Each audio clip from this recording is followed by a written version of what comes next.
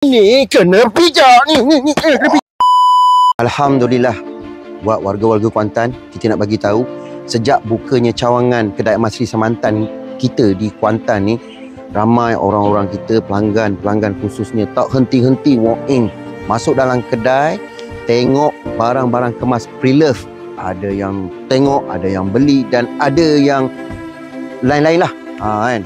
Dan kita di kedai emas Sri Samantan ni nak bagi tahu kepada pelanggan-pelanggan yang dihormati, setiap pembelian emas anda per gram akan disumbangkan, disalurkan ke dalam tabung Gaza Palestin.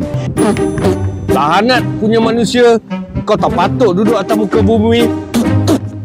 Memang jahanam lah kau, pergi mampus lah kau. Kau ni apalah berjenis manusia zalim.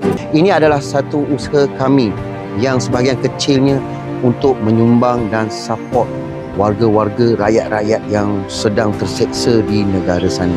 Jadi apa lagi daya kita selain pegang senjata? Kau memang syaitan. Kau memang syaitan. Iblis punya orang. Adalah usaha orang Islam, guys. Bon!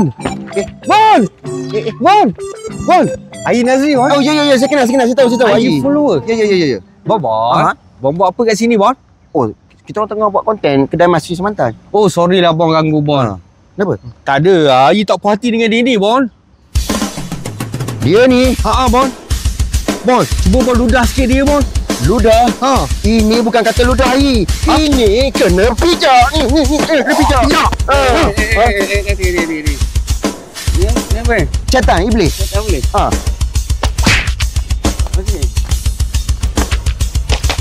Oh, manja sangat. Manja sangat.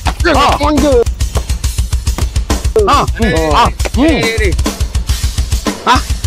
Oh, macam tu. Bon boleh. Okey.